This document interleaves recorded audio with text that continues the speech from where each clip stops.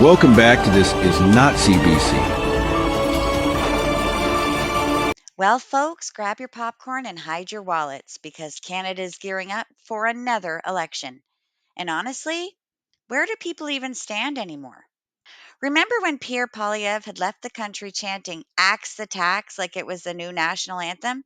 Yeah, it was simple, it was catchy, and for a brief moment, Canadians actually had a little thing called hope. Then came the Liberals, who, after years of turning the country into a never ending budget burning bonfire, suddenly pulled a rabbit out of their red hat. Mark Carney. Oh, sorry, I mean, Mr. Banker knows best.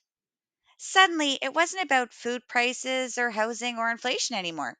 No, it was about the threat of Donald Trump, because nothing says stronger leadership like blaming another country for your own mess. Canadians ate it up like grandma's home baked apple pie, if grandma sprinkled a little propaganda and served it with a carbon tax. Pierre toured the country, filling arenas, shaking hands, kissing babies, doing the whole I'm your guy thing. Conservatives were convinced it was in the bag. And then, boom, mainstream media, influencers, and even Trump himself decided to hijack the Canadian election show. Not only did Pierre not win, he didn't even keep his own seat. Ouch.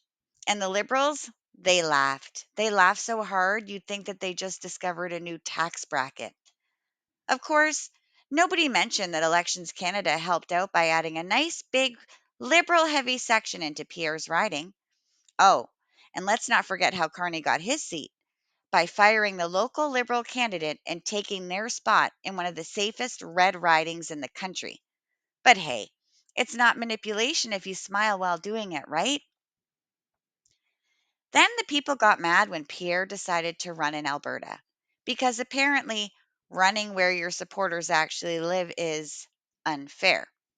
Meanwhile, the Liberals are out there faking poll numbers, painting Carney as the outsider tough guy who can stare down Trump and balance the books.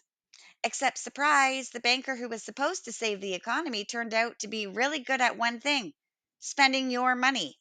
Unless balancing the budget means handing out cash to his buddies and international partners, in which case he's doing great. He's not tough, he's not an outsider, and the only thing he's balancing is the media coverage. Now we're stuck watching the same government shove censorship bills down our throats, push digital IDs like it's a Black Mirror rerun, and still promote a vaccine half the country doesn't trust. And don't forget, the carbon tax is still alive. And, well, because Carney promised his elite friends, they'd all make money off of it. Except, awkward detail, the bank that backed him has even pulled out. So go figure. Meanwhile, auto plants are crossing the border faster than you can say made in USA.